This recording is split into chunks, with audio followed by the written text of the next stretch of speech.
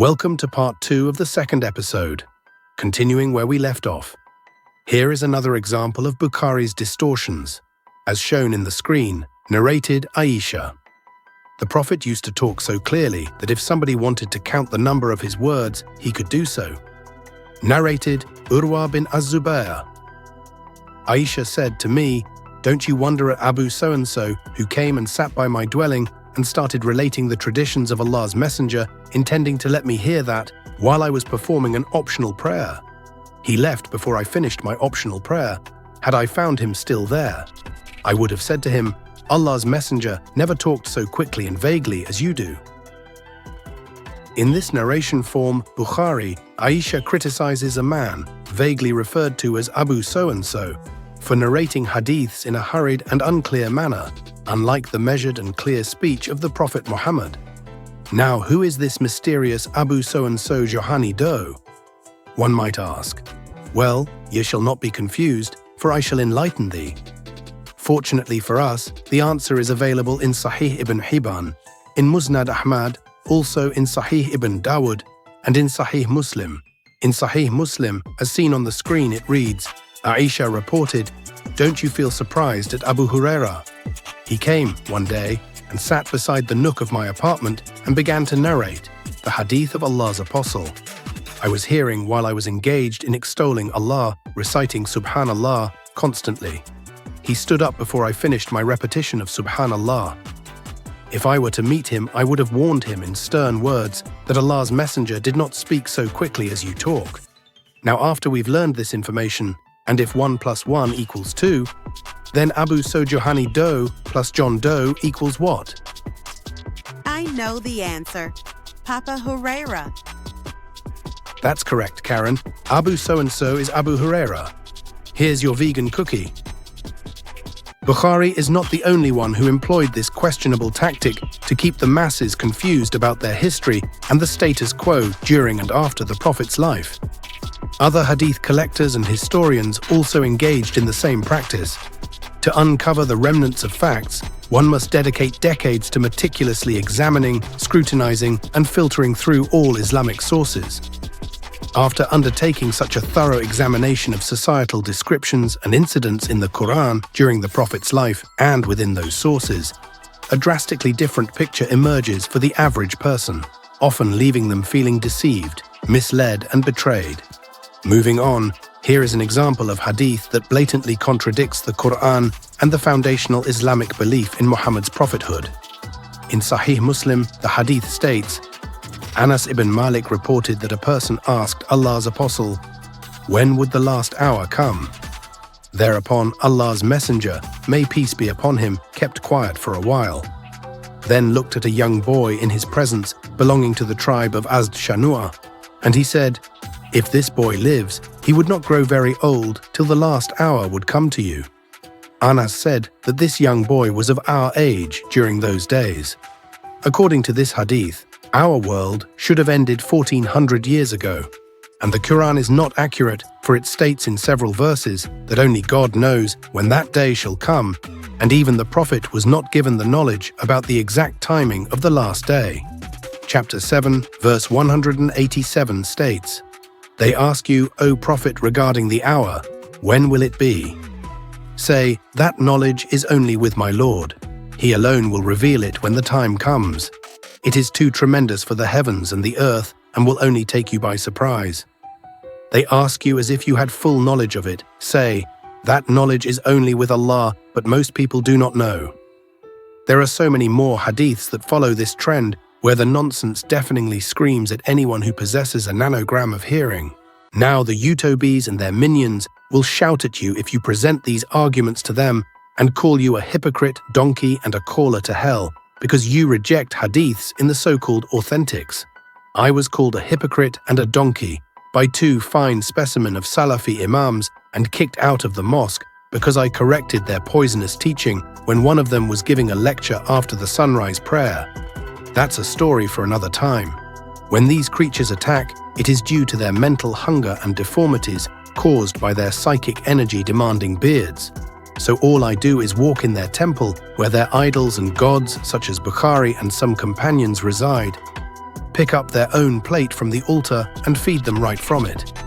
Their robes seem to have clouded a portion of their cognitive abilities, rendering them unable to differentiate between critically evaluating hadiths based on unreliable or untrustworthy narrators and meaning, versus assessing the hadiths as if the Prophet were alive today and everyone had directly heard him speak.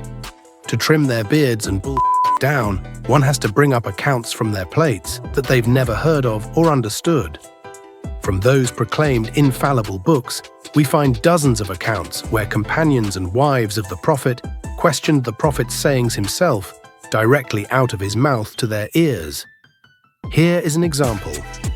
In Bukhari, narrated Ibn Abu Mulaika, whenever Aisha, the wife of the Prophet, heard anything which she did not understand, she used to ask again till she understood it completely. Aisha said, once the Prophet said, "Whoever will be called to account about his deeds on the day of resurrection will surely be punished." I said, "Doesn't Allah say he surely will receive an easy reckoning?" 84.8. The Prophet replied, "This means only the presentation of the accounts, but whoever will be argued about his account will certainly be ruined." Elaborating on this account, after Aisha informed the Prophet that the Quran describes an easy reckoning, where individuals would joyfully reunite with their families without any torment or punishment, the Prophet responded to clarify her understanding. He explained that the easy reckoning referred to in the Quran is actually the exhibition of one's deeds, a life review, rather than a final judgment. He further elaborated that anyone who undergoes a detailed accountability of their actions will indeed face torment, as opposed to the people who will not undergo that rigorous, strict accounting, since they didn't commit deadly sins nor spread evil and destruction on earth. This interaction highlights that Aisha did not merely accept the Prophet's initial statement when it seemed to conflict with her understanding of the Quran and logical reasoning. Instead, she engaged in inquiry, reflecting a principle taught by the Prophet himself. His companions were encouraged to critically assess and question what they did not understand, seeking clarity and deeper knowledge, as evidenced by numerous narrations. This practice underscores the educational methodology within Islam, where questioning is a tool for learning and comprehension.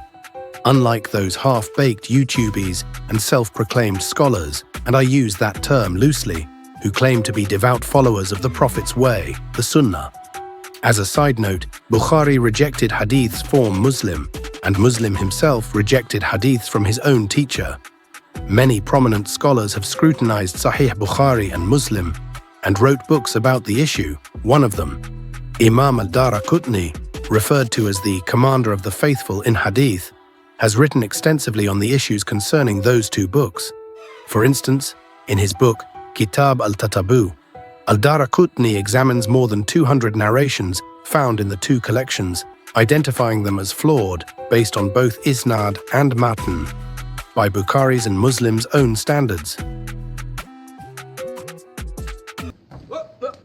Here I come. Oh, here I come. Oh. The actual episodes we have already filmed was on hadith rejection or so-called Quranism. Yeah. Yeah. In a nutshell, if this stance is a kufr stance, we can be clear about it.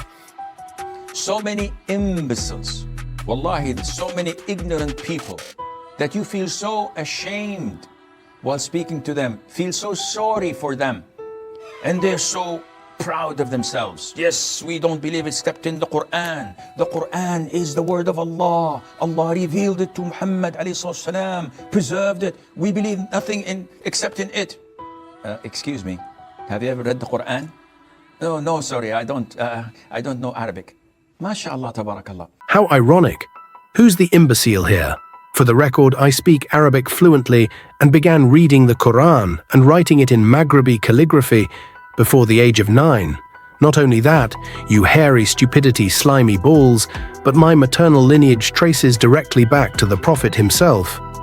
You see, I've never flinched when my religion is misrepresented by non-Muslims out of ignorance. However, when so-called Muslims distort it, that's where I draw the line. Now my faith has been hijacked by these baffling creatures, and I must defend it.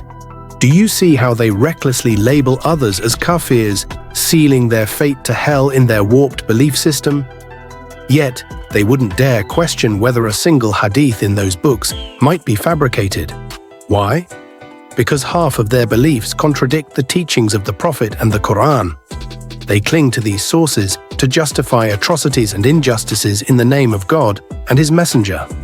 Their level of understanding is lower than that of a 9-year-old child just starting to learn about Islam. To them, the Quran holds little significance. If it did, their entire belief system would crumble under its weight. But their arrogance prevents them from acknowledging their ignorance and fallibility.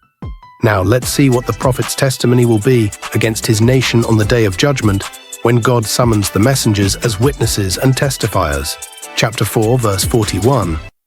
So how will it be when we bring a witness from every faith community and bring you, O Prophet, as a witness against yours? And in chapter 25, verse 30, the messenger has cried, O my Lord, my people have indeed received this Quran with neglect. Now one must wonder, have they ever read the Quran? If yes, are they part of these people? Chapter 31, verse 7. Whenever our revelations are recited to them, they turn away in arrogance, as if they did not hear them, as if there is deafness in their ears. So give them good news, a prophet of a painful punishment. And in chapter 7, verse 175, and relate to them, O Prophet, the story of the one to whom we gave our signs, but he abandoned them, so Satan took hold of him, and he became a deviant. End quote.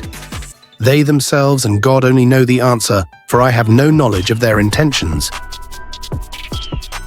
Notably, prominent Islamic scholars such as Muslim and Bukhari were born in 815 AD and 810 AD, respectively. By the time they reached the age of 30, it had been approximately 213 and 203 years since the passing of the Prophet Muhammad in 632 AD. This significant time gap of nearly 2 centuries, spanning 8 to 10 generations, raises questions about the accuracy of hadith authentication. Given the considerable distance from the Prophet's lifetime, it is reasonable to assume that distinguishing between genuine and fabricated hadiths would have been a challenging task for these scholars.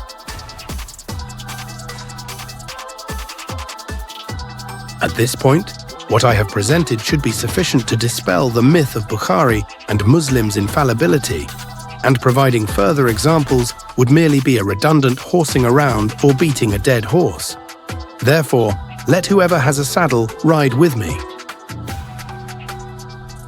In the final part of this episode, we will go over what happened during the last days of Prophet Muhammad, mainly the pivotal events of the calamity of Thursday and Sakifat Bani Sa'ida. I'll see you then. Thank you for watching.